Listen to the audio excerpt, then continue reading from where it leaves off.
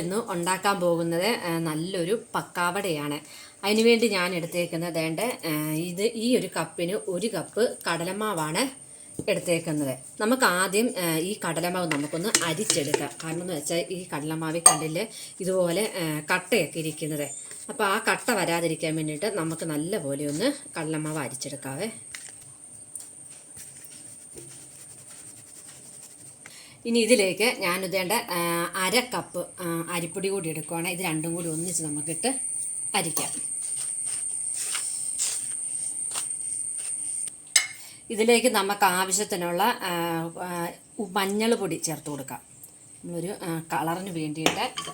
പിന്നെ നമ്മൾ വീട്ടിലുണ്ടാക്കുന്നതല്ല, അപ്പം നമുക്ക് ഇച്ചിരി ഫ്ലേവറുകളൊക്കെ ചേർത്ത് അതിന് വേണ്ടിയിട്ട് ഞാൻ കുറച്ച് മുളക് പൊടി, ഒരു 2 ടീസ്പൂൺ മുളക് പൊടിയെ, പിന്നെ അതുപോലെ നമ്മൾ ഒരല്പം കായപ്പൊടി, അത് 1 ടീസ്പൂൺ കായപ്പൊടിയോടെ നല്ലപോലെ കായം ഇരിക്കട്ടെ, വയറിനൊക്കെ നല്ലൊരിത് വരാൻ വേണ്ടിയിട്ട്. നമുക്ക് ഇതുകൂടി ഇട്ട് നല്ലപോലെ മിക്സ് ചെയ്തിട്ട് നമുക്കൊന്ന് അരിച്ചെടുക്കാം. ഇനി നമുക്ക് ഒരല്പം ഇഞ്ചിയും വെളുത്തുള്ളിയും കൂടി നല്ലതുപോലെ അരച്ചിട്ട് നമുക്ക് ഒന്ന് അരിച്ചെടുക്കണം. കാരണം എന്ന് വെച്ചാൽ നമ്മൾ എത്രയൊക്കെയാണെന്ന് പറഞ്ഞാലും ഇഞ്ചിയും വെളുത്തുള്ളി അരയ്ക്കുമ്പോൾ ചെറിയതീ നാര് പോലെയൊക്കെ വെളുത്തുള്ളിയുടെ വരും, ഇഞ്ചിയുടെയും വരും. അപ്പം നമ്മളത് ഈ വെള്ളത്തിലോട്ട് കലക്കിയിട്ട് നന്നായിട്ട് അരിച്ചെടുക്കുവാണ്. അതങ്ങ് നല്ല പോലെ അങ്ങ് മാറിക്കോളും, നമുക്കതിൻ്റെ നീര് മാത്രമായിക്കോട്ട് കിട്ടിക്കോളും. നമുക്കതിന് വേണ്ട ഈ അരിപ്പയിലോട്ട് നമുക്ക് അരിച്ചൊഴിക്കാം.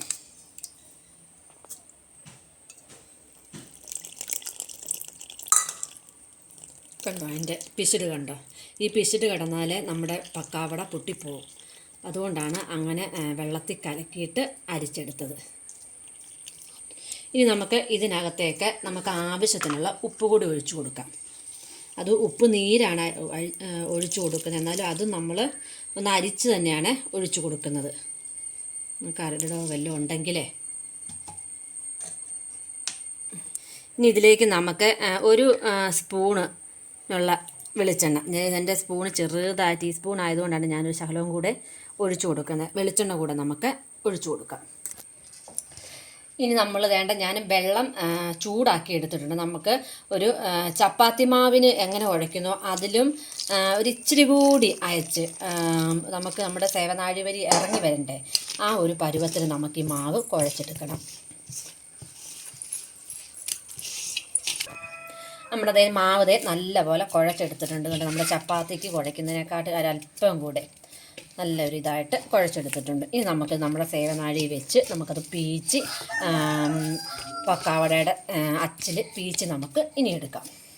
നമ്മൾ മാവ് നമ്മുടെ സേവനാഴി ഇടുന്നതിന് മുമ്പായിട്ട് നമ്മുടെ സേവനാഴിയുടെ അച്ചയിലും സേവനാഴിക്കകത്തും നമ്മൾ നല്ലപോലെ എണ്ണയൊന്ന് പുരട്ടി കൊടുക്കണം, നമ്മുടെ മാവ് ഇതിനകത്ത് പിടിച്ചിരിക്കാതിരിക്കാൻ വേണ്ടി കേട്ടോ. എന്നിട്ട് വേണം നമുക്ക് മാവ് അതിനകത്തോട്ട് ഇട്ട് കൊടുക്കാനായിട്ട്.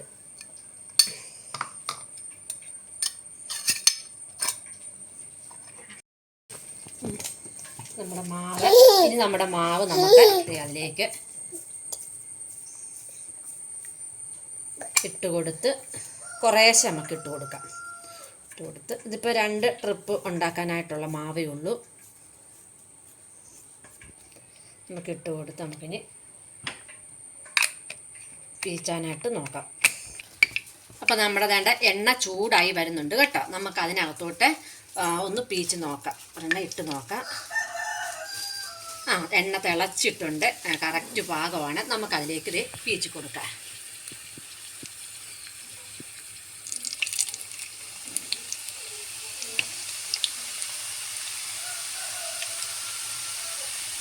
അതാണ്ട് കുറച്ച് പീച്ചിട്ടുണ്ട്, കാരണം എണ്ണ ഒരല്പം കുറവായതുകൊണ്ട് കുറേശ്ശെ നമുക്ക് വറുത്തെടുക്കാമെന്നും കരുതി. ഇനി അതൊന്ന് മൂക്കട്ടെ. നമ്മളിതുപോലെ ഉണ്ടാക്കിയൊക്കെ സ്റ്റോക്ക് ചെയ്ത് വെക്കുകയാണെങ്കിൽ നമുക്ക് ഈ മഴക്കാലത്തൊക്കെ 4 മണിക്കോ എപ്പോഴേലുമൊക്കെ നമുക്കൊന്ന് ചെറുതായിട്ടൊന്ന് കുറിക്കാനൊക്കെ പറ്റും. അപ്പം കഴിവതും എല്ലാവരും ഇതുപോലെയൊക്കെ ഒന്ന് ചെയ്ത് നോക്കണം. ഈ രീതിയിലൊന്ന് ഉണ്ടാക്കി നോക്കിയിട്ട് എല്ലാവരുടെയും അഭിപ്രായങ്ങളൊക്കെ ഒന്ന് പറയണം. അപ്പോൾ നമ്മുടെ ഇപ്പം ആദ്യത്തെ ട്രിപ്പ് പക്കാവട ഒന്ന് മൂത്ത് വരട്ടെ. അവിടെ ആദ്യത്തെ ട്രിപ്പ് മൂത്തിട്ടുണ്ട്. ഞാൻ അതിലേക്ക് ഒരു 2 തണ്ട് കരിയാപ്പില കൂടെ ഇട്ട് കോഴിയാണ്. നമുക്കിത് ആദ്യം തന്നെ കരിയാപ്പില വറുത്തെടുക്കാം, അല്ലെങ്കിൽ ലാസ്റ്റ് ആണെങ്കിലും വറുത്തെടുക്കാം. ഞാൻ ഇതിൻ്റെ കൂടെ ഇട്ടങ്ങ് കോരുവാണ്. നമുക്കിതുപോലെ ബാക്കിയുള്ളത് മുഴുവൻ നമുക്ക് ഒന്ന് പീച്ചിയെടുക്കാം.